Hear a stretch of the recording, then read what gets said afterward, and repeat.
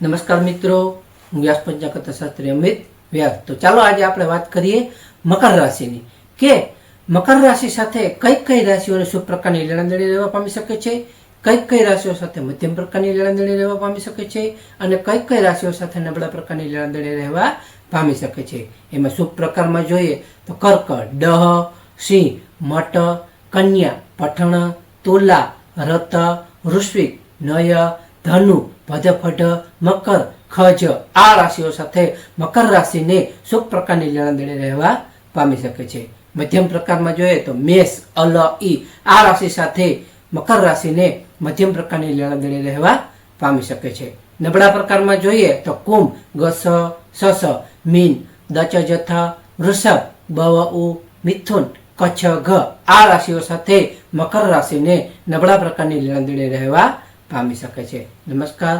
તો આ વિડીયોને લાઈક કરો, સબસ્ક્રાઈબ કરો।